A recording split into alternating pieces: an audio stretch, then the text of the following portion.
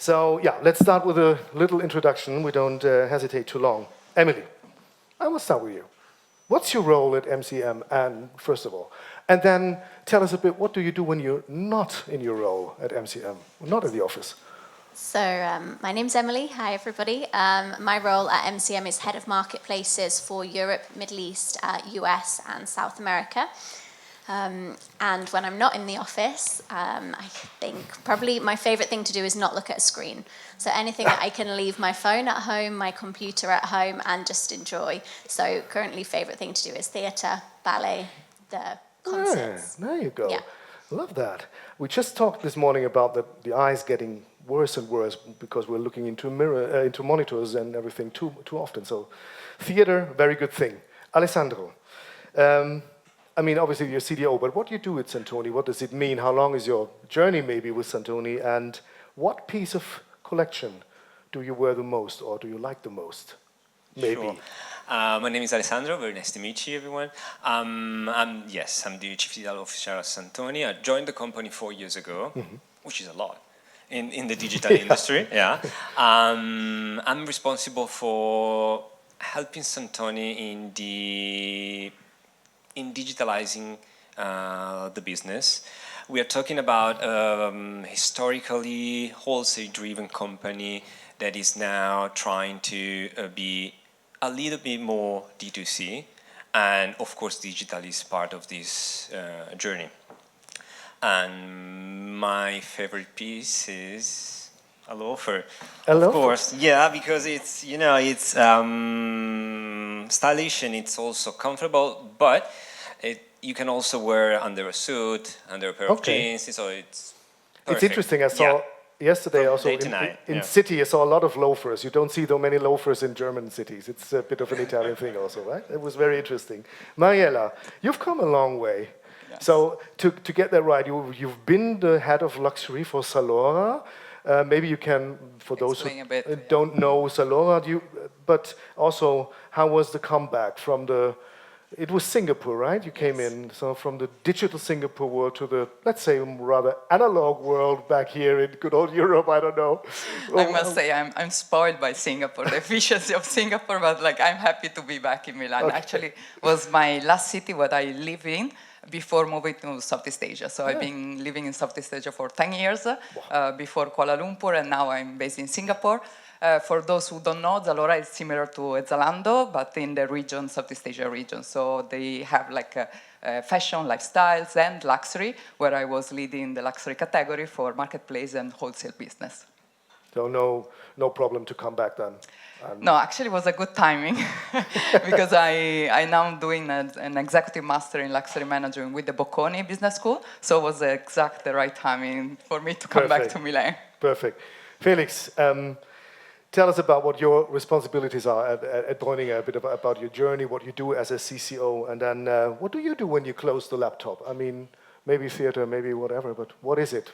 What do you need? Yeah, hi everyone, I'm Felix. I'm also 4 years with Breuninger now. For those of you who don't know Breuninger, we're originally a premium luxury department store, 13 stores in Germany. And we have been in e-commerce since 2008. We're now accounting for roughly 55% of our revenue online in 10 markets. My role is Chief Customer Officer, so I'm in charge of the e-com business, including our marketplace, and some of the customer topics across all channels, so CRM, loyalty, customer service, customer analytics. And when I close down my laptop, I live in Munich with my family, so I try to spend as much time as possible in the mountains, both in summer and winter, which is actually quite a nice and easy thing to do out of Munich. You're all skiing then? In the winter, yes. In the winter, of course, obviously, yeah.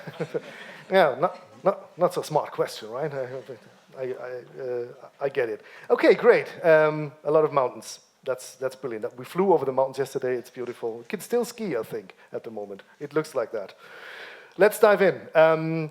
A good discussion starts with defining the topic. And we had these topics in panels before with premium luxury. And that was always a bit the thing, where does it kind of shift from being premium to luxury in this realm of luxury, fashion, and whatever. So I would want to know from you how you would define the luxury fashion? Where does it start? What are the key elements? I mean, this goes out to all of you.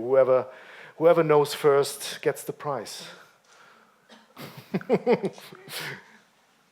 What does it mean? Well, I go. you go. You're learning it at the moment at the luxury business school. So. Yes.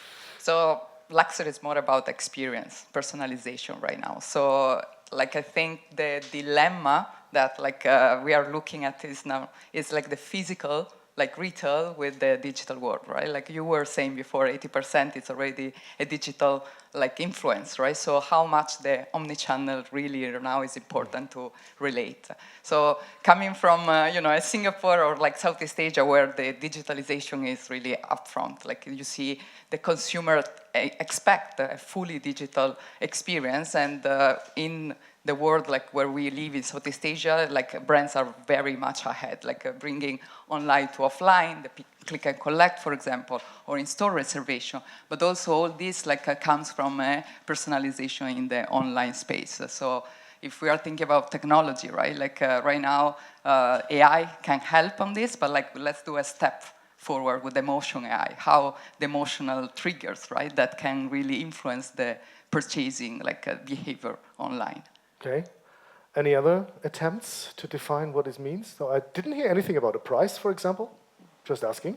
I guess luxury is also, yes, I agree with you. It's about experience, and it's also about the relationship you have with your customer. Mm-hmm. So the deeper you get to know the customer, the stronger the relationship is, and this very strong bond that you have between the customer and the brand, that is luxury.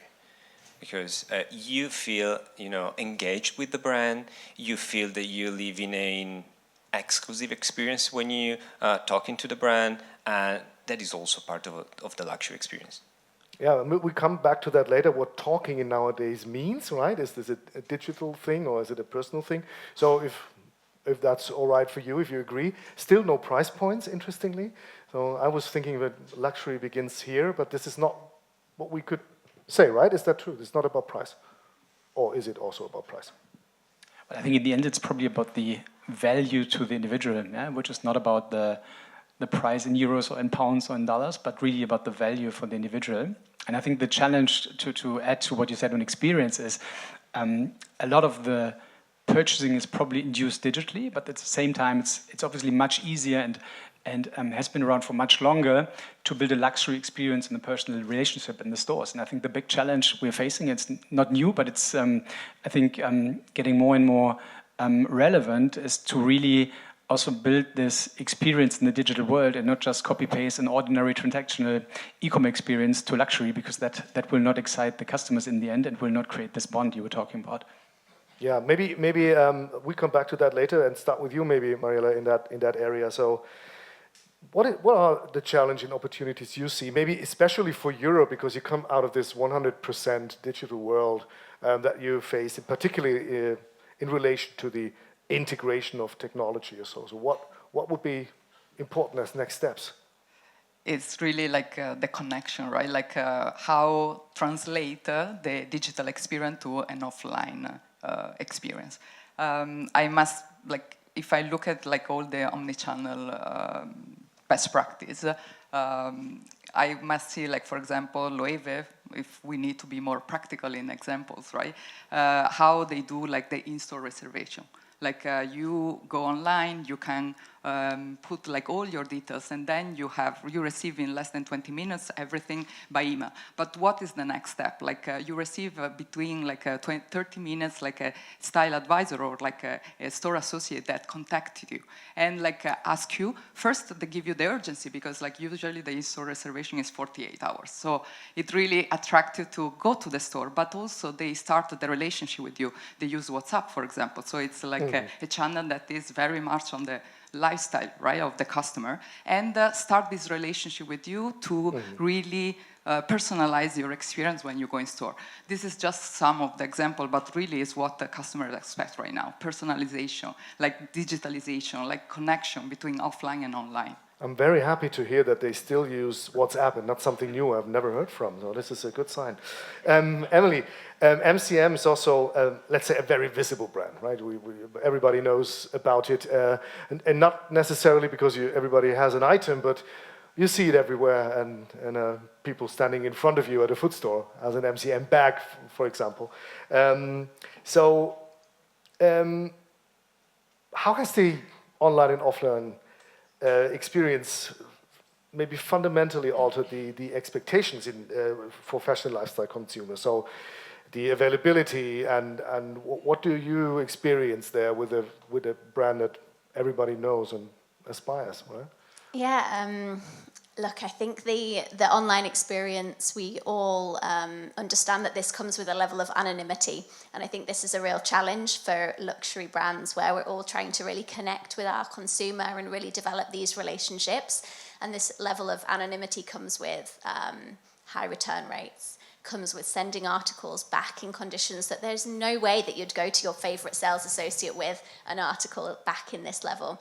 So I think this is one of the biggest challenges that personally we see, especially at MCM. As you said, it's a brand in Germany. You're obviously based in Germany. We see it everywhere in Germany. It's not yet the case in other cities, but in Germany we see it everywhere, which means that customers want it, it's desirable, we're really at this sweet spot of luxury. If we're going to talk about luxury price points, we're really at this interesting price point where younger consumers are wanting it, which also leaves us slightly at risk for this return with this level of anonymity. So this is one of the biggest concerns I see with luxury. So it's all about really close to the customer, proximity and stuff like that. Alessandro, if the number is right, I found that Santoni was founded in 1975. Correct. Is that right? So really deep in the non-digital era. This is where I was born. So I'm a very... and so, back at the time, you went to an exclusive store, buying exclusive items, fashion, whatever. No matter where you were, you had to find the store. And how did you, or maybe in the middle of it, transform this experience into a digital world? I think you already touched on this, but this is the hardest part, isn't it? It's not an easy task. Santoni just turned 50 a couple of weeks ago. We had a huge event here in Milan. And I think that the way we are trying to have the same kind of a feeling you have in our boutiques is focusing on personalization. When you go on our website, you can, for example, personalize our double buckle shoe, which is our iconic shoe. You can choose your favorite color. You can emboss your initial onto the double buckle. And this gives you the possibility to, experiment with the brand and with the product. And you feel that you have, when you receive the product, you have something truly unique that is made for you by an artisan at Santoni. That's how we try to, have a seamless experience that starts in the digital boutique or online and vice versa. And we also focus a lot on targeting using our CRM database, because we focus on not only on RFMs, but also on product categories. So we give you the possibility to early access some product deliveries or news from our brand. And this also, again, gives you the idea that you have a special relationship with us. So also, that encapsulates also the manufacturing part, which usually is not part of a digital experience, right? So you know that these shoes are made for you. Exactly. Once you order them, right? This is maybe also this exclusivity, and you don't send them back if they are tailor-made, exactly. Right? But speaking of 50 years, Breuninger, soon faces his 150th birthday, right? Anniversary. That's amazing. So we don't talk about when that started. This is a whole different time. But So you have this tradition, you still have these houses in several cities, actual department stores, but also a very strong online presence with growing numbers. So where does the future lie then? So this is the interplay between the actual store and the online experience. Is the future the customer in the store or some live shopping channel on Breuninger.de? Where? Well, I think obviously the future doesn't lie in any channel, but it's really, again, in creating a great experience for the customer. At Breuninger, we have this notion of the perfect host. So it's kind of our mission to be the perfect host as an orientation, both for our sales personnel, but also for every single, let's say, customer service agent. And again, I think it's easier when you have the personal relationship in the stores. You know, we also have restaurants, we have hairdressers, we can create the whole experience around this in the stores. Digitally, I think there's also a lot to gain and to improve from this notion. So you would not want this ordinary experience when you buy a luxury product. I think it starts with the inspiration you're looking for, the image material, the surrounding in which you present the brand also digitally, but then also the delivery experience, the customer service, the after sales. I think if you can create an exceptional experience there, then it's not a question for the customer in which channel the transaction takes place. And then obviously when you're a multi-channel retailer, connecting the channels is key. And I think today, you know, offering click and collect or simple reservation, that's just hygiene factors. Everybody expects this, yeah? But then really making sure, let's say, you look for a luxury product, you order it, you have it delivered to your store, then making sure the experience upon pickup is one. So for example, we have changing rooms and sales personnel directly at the pickup counter. So we open the parcel if the customer wants to, and you can try it on. We can get you know, alternatives or simply recommendations. This kind of thing is important. So really having an overarching idea of what you want to be for the customer, why from a customer perspective the experience is superior, and then deliver on all the touch points.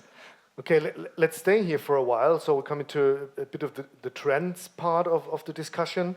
So we already heard it's about the customer experience. I mean, nobody doubts that, obviously.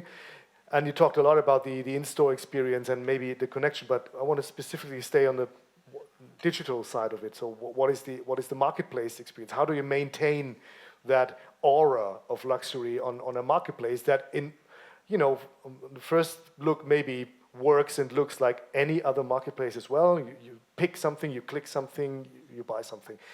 Because I just want to mention this number, what we call the aspirational luxury consumers spend between 3,000 and 10,000 euros a year, and they account for 18% of the total fashion market value and 50% of luxuries market value.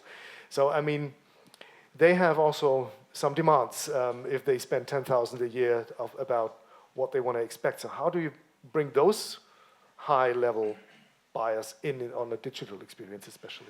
Yeah, maybe give you one example. So when you go to Breuninger.com, the whole high-fine jewelry section, so Tiffany, Chopin and others, is purely marketplace. So we built this section just for marketplace. There's no other business model involved there. And the reason why the brands work with us there is we can give them a very controlled environment. So you make sure you're placed right next to other luxury brands, but not mixed up in the overall catalog. Obviously, you have to connect them with the right consumers. So we have 2.5, 2.6 million active customers per year. By far, not all of these are luxury customers, but we have these customers who do 10, 20, 30,000 or more revenue per year. So making sure you have a segment-based approach, a personalized experience. You do campaigns that basically meet the needs in the communication of the consumer, but also target the right consumers. I think you can be very specific also in the marketplace model. It's just important not to have a one-size-fits-all model, but really to have a specific idea how you want to run this proposition in luxury, both for the brands and the consumer. Yeah, that makes a lot of sense, obviously. Emily, maybe same topic in a way. So we have this, let's call it consolidation in the last 12 months, yeah? Coming down from double-digit numbers in growth to, we said, 2 to 4%. In some regions, it's 3 to 6, especially in India and the US market. We come to that later. So how did you cope with that blip in numbers? I mean, everybody was on as a rising and rising and rising, and then you had to maybe think twice about stuff. And then what could you do also, maybe touching on the digital experience stuff Felix mentioned, to come back to these numbers again? So what are the ideas or strategies you took? Yeah, I mean, it's modest growth, as you put it. I think that's definitely a fair comment on the moment. But we looked at it twofold, with different regions as well, varying this. I think there was one moment of really understanding and digging into who our core customer was, and we really spent time establishing who this person was and making sure we were still providing exactly the heritage experience that they wanted. And then with other markets, we said, okay, this is the time that we have to improve our tech. We have to improve our operational capabilities and skills, so that when this volume inherently does come back, which we're all optimistic it will, we have the functionality in place to meet the customer needs. Improve tech, what does it mean? Well, for example, especially in the Middle East, we run in a very different way with our technology integration than we do in Europe. So I think this was really a moment of optimizing our warehousing systems and all of our marketplace functionality in the Middle East. We've really focused on the details of that. Okay, this is a strong market for you, Middle East, then. Yeah, it's a strong market for us. The strongest, probably. Not the strongest, but it's definitely a growing market for us, yeah. Maybe coming back to you, Mariella, because of the international perspective. China was once, you can say, a couple of years ago, one of the key drivers of luxury growth, right? With, 15%, 12% growth. This is not the case anymore. I found out that the forecasts proclaim Southeast Asia, just where you come from, India and the USA as those with the highest growing numbers. So Southeast Asia, for example, we heard that there are different strategies to different regions. So what are the preconditions that make this so beneficial for growth, especially now in India or Southeast Asia? And if so, is then for everyone here in the room, this internationalization just the key? Just go international and you're good? Or is it not that easy? Yes, we saw the Chinese domestic market slowing down, but definitely they've been traveling to Southeast Asia. So Singapore and Thailand were the key markets where we saw this increase of Chinese travelers and buying luxury products. Singapore and Thailand definitely are the key markets in the region, while Philippines, Indonesia, Vietnam, Malaysia are catching up. Definitely, if we look at the key factors, is the rapid economic growth, is the increase of the upper middle class, but also luxury brands, they are very confident in the market, and they open flagship stores and they create a specific experience. Just to give you some examples, in Bangkok, Dior just opened the Gold House, so it's a beautiful building that mix the Parisian haute couture with the influence of Thai artists. It's not only a store, it's like a cafe. They are really looking at hospitality and with the 3-star Michelin Marocco La Greco. Oh. So it's really an experience. Or Louis Vuitton, they opened the place. Right now it's a temporary exhibition with a restaurant, cafes. So you see that they are blending retail, hospitality, entertainment, and is what actually the region demand and expect from this. Okay, wow. I have to go to Bangkok again, to the Gold House. Alessandro, the worldwide shoe industry is also very stable, I read. 4 to 5% growth, that's good, right? So customers probably still worship and like the way this is manufactured, and especially in the luxury world. Would you think also what you talked about and you heard about this, what you might, from a strategic point of view, could do? Would you agree? And would you also agree that these are the points to further pay in this growth scenario to have the digital experience, but also not losing your eye on the good product, right? We should never forget that. Experience is the one thing, but in the end, you have to have a very good product in your hands, right? Yes, absolutely. At Santoni, we start from a very good product, so that's an easy one for us, and we have to work on everything else. But we do have a very good product. So, and yes, this is very, very important to for the customers. And going back to your very first question, what is luxury? Luxury is also a very good product. Maybe we didn't mention that. Maybe we just we just gave it for given. But yes, that's where you start as a luxury brand. And yes, a good product is very important, and it's also very important to have a very interactive journey while you are online. That is why we are kind of obsessed with UX and UI. We are testing new features, and we are also adding the possibility to have multiple meetings with our digital concierge, because yes, you are online, but you need that kind of human touch. You really need that. I mean, we can be very, very, very, very digital, but in the end, we need someone to talk to. Yeah, I mean, that makes a lot of sense. I see we have 5 minutes left, so let's start maybe the next topic with a little quick fire round. Are you in? Really? Let's go quick. Alessandro. Direct to consumer versus third party retail. What's the best strategy for luxury brands in 25? Having both. Having both. Emily, you want a new MCM bag. Go to a resale platform or to an MCM store?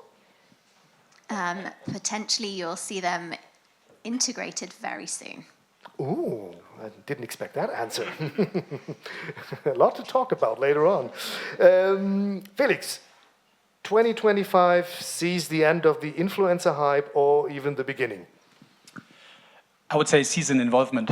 Influencers have to be much more authentic, more niche, more fitting to the real core of the brand, and not like a mass phenomenon, but really specific. So you create credibility with the target group and the audience.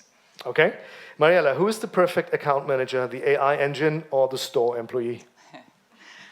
We still need the human touch, I would say. So the store employees, but with the help of the smart assistant of AI. Okay, got it. I want to jump to one last thing, because I love this topic, and we touched upon it maybe also in the Southeast Asian region, also Middle East. A lot of young people are coming into the luxury market.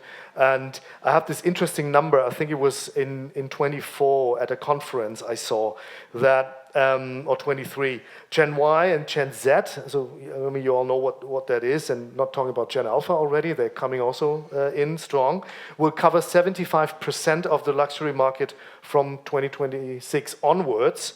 And back in 2019, which is only a couple of years ago, it still were 60% baby boomers and Gen X covering the luxury purchasing. So that comes along, I think, with a huge shift in expectation on how to approach these groups, right? This is a different thing, and you have this kind of silver generation with the typical look on, luxury and a bit decent and quiet. And now you have luxury buyers who are living in the TikTok world, having their own videos online probably. So what is in there for you with this generational shift? Maybe I go with the brands first. So what is more than some TikTok videos? How do you really specifically approach these 19-year-olds with obviously a lot of money to spend, which is surprising? I'll go first.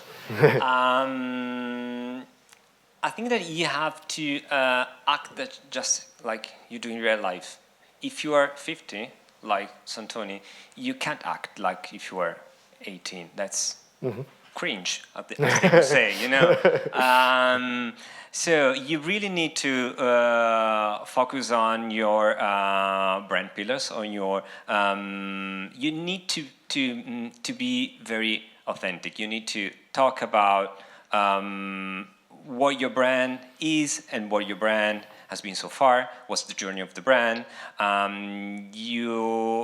Luckily, young generation are very, very interested in craftsmanship and how things are done, and in very good products. So I think that how we're approaching this younger generation is really focusing on our brand values and on our core values of the product. Yeah, not pretend to be 18. That's a very good point. Yeah, I totally agree. I mean, look, I think when we were targeting millennial customers, it was all about heritage. This is something that was very important. And now we're targeting the younger customers. It's really about authenticity and how their personal values in this crazy, ever-changing world really can marry to these brands that have this heritage. So I completely agree. I think it's managing to stay authentic and truthful and finding where these customers can find similarities in their personal lives with what these older brands offer. I mean, we can dig deeper. We have TikTok in the house, so we can discuss that later. But Felix, what do you think? Yeah, maybe one also funny observation when talking about luxury beauty.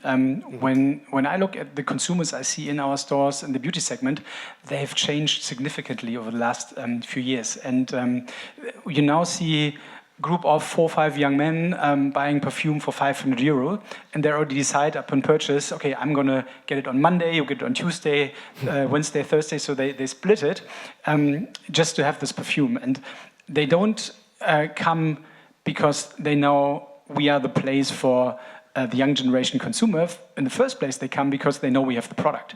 And so that's a huge opportunity for us to really also develop the brand and make sure it's a go-to place also for the young generation. And for that, obviously, you have to go across all the touch points, communication, point of sale, sales personnel, super important to have a credible person to talk to these guys, and the digital world. That's a very interesting point. So it's not sharing is caring anymore. It's sharing is wearing, maybe then, yeah, right? So maybe one last perspective from you on this I will give a generational? completely Asia perspective, like how influencers and celebrities are still playing an important part, even for the younger generation. So really work more with them as well, because they really influence massively the new generation as well. Yeah, and they know what they want. So and now we all know what you want and what you stand for. Let's give them a really great applause for this fantastic discussion. Thank you so much.